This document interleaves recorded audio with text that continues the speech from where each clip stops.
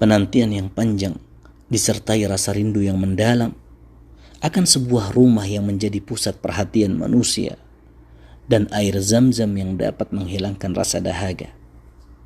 Di antara karunia Allah Subhanahu wa taala yang terbesar, di mana ikatan antara seorang hamba dengan rumahnya mudah untuk terjalin.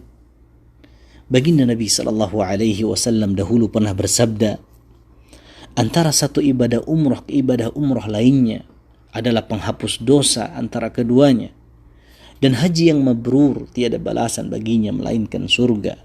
Muttafaqun alaih. Ibadah umrah yaitu terdiri dari ihram, tawaf, sa'i dan mencukur rambut, baik gundul atau memendekkannya. Adapun tata caranya yaitu dimulai dengan berihram dari miqat dengan menanggalkan seluruh pakaiannya, kemudian dia mandi dan memakai wewangian. Bagi para lelaki hendaknya memakai 2 helai kain ihram, 1 helai untuk bagian bawahnya dan 1 helai lagi untuk bagian atasnya, dan lebih afdal yang berwarna putih. Adapun wanita hendaknya memakai pakaian yang dia sukai selama tidak bersolek dan menampakkan perhiasannya, kecuali niqab dan sarung tangan, maka tidak boleh dipakai selama ihram. Hendaknya seorang wanita berusaha untuk menutup wajahnya dari pandangan lelaki asing dengan membiarkan kerudungnya menjulur hingga menutupi wajah. Kemudian berniat untuk masuk ke dalam nusuk setelah melaksanakan salat fardu apabila telah tiba waktunya.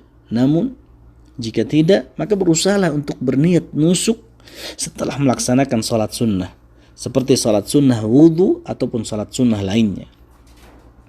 Hendaknya seorang muhrim berusaha untuk menjauhi larangan-larangan ihram, seperti bersetubuh, memakai wewangian, mencukur rambut, berburu hewan darat, meminang wanita, melakukan akad nikah.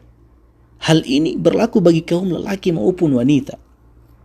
Dan secara khusus bagi kalangan lelaki, mereka tidak boleh menutup kepala, memakai baju, celana, kaos kaki dan yang sejenisnya. Di antara hal yang disunahkan bagi seorang muhrim adalah bertalbiyah dengan mengucapkan لبيك اللهم عمرة لبيك اللهم لبيك لبيك لا شريك لك لبيك إن الحمد والنعمة لك والملك لا شريك لك. Dan terus menjaga talbiyahnya sampai memasuki kota Makkah, lalu berhenti dari bertalbiyah dan memulai untuk tawaf. Ketika seorang muhrim sampai di Masjidil Haram, hendaknya mendahulukan kaki kanan untuk masuk ke dalam masjid dan seraya berdoa mengucapkan Bismillah wassalatu wassalamu ala rasulillah Allahumma ighfir li dhunubi waftah li abwaba rahmatik. Kemudian memulai tawafnya dalam keadaan suci, diawali dari Hajar Aswad sambil mengusap atau menciumnya bila memungkinkan. Namun jika tidak, maka cukup baginya memberi isyarat dengan tangan sambil mengucapkan Bismillahi wallahu akbar Allahumma imanan bik wa tasdiqan bi kitabik wa wafaan bi ahdik wa ittiba'an li sunnati nabiyyika Muhammadin sallallahu alaihi wasallam. Setelah itu, menjadikan posisi Ka'bah di sebelah kirinya sambil berjalan mengelilingi Ka'bah sebanyak 7 kali putaran. Diawali dari Hajar Aswad dan diakhiri di Hajar Aswad. Disunahkan bagi kalangan lelaki untuk berittiba selama tawaf. Caranya dengan meletakkan bagian tengah kain ihram di bawah bahu kanannya sehingga bahunya terbuka, dan kedua ujungnya di atas bahu kirinya hingga bahunya tertutup. Dan disunahkan bagi kalangan lelaki untuk berlari-lari kecil pada 3 putaran tawaf pertama, yaitu dengan berjalan lebih cepat dan memendekkan langkahnya. Setiap kali posisi tubuh seorang muhrim sejajar dengan Hajar Aswad, maka hendaknya memberi isyarat dengan tangannya sambil mengucapkan Allahu Akbar. Demikian juga setiap kali berada di antara rukun Yamani dan Hajar Aswad, seseorang dianjurkan untuk mengucapkan doa ربنا آتنا في الدنيا حسنة وفي الآخرة حسنة وقنا عذاب النار. Lalu bersungguh-sungguh dalam tawafnya, baik dengan memanjatkan doa membaca zikir ataupun tilawah Al-Quran tanpa mengkhususkan doa tertentu pada setiap putarannya. Setelah selesai dari tawaf, hendaknya bahu kanan yang tadinya terbuka ditutup kembali. Kemudian ia salat 2 rakaat di belakang makam Ibrahim bila memungkinkan. Dan jika tidak, maka salatlah di tempat manapun dari Masjidil Haram.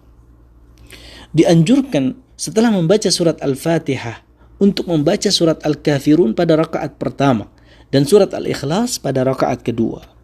Kemudian beranjak untuk menunaikan sa'i di antara Safa dan Marwah. Apabila telah mendekati Bukit Safa, dianjurkan untuk membaca إن الصفا والمروة من شعائر الله أبدأ بما بدأ الله به. Bacaan ini hanya diucapkan di awal sekali saja ketika hendak memulai sa'i.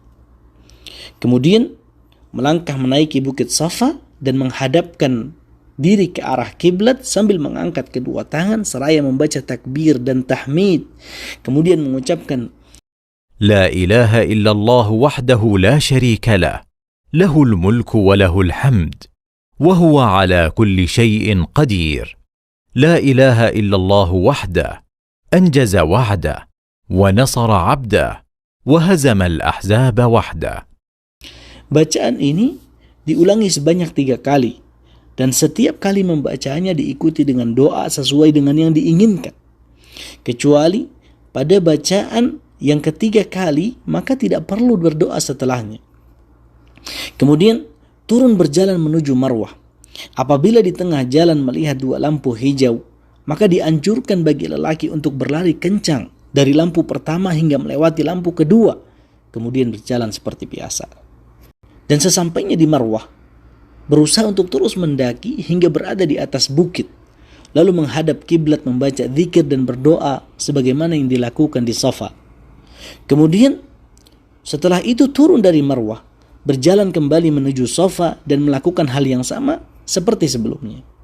Apabila sa'inya telah sempurna 7 kali putaran, yaitu dari Safa ke Marwah dihitung 1 kali putaran, dan dari Marwah ke Safa juga terhitung 1 putaran, maka langkah selanjutnya adalah mencukur rambut, baik gundul ataupun memendekkannya, dan cukur gundul lebih afdal.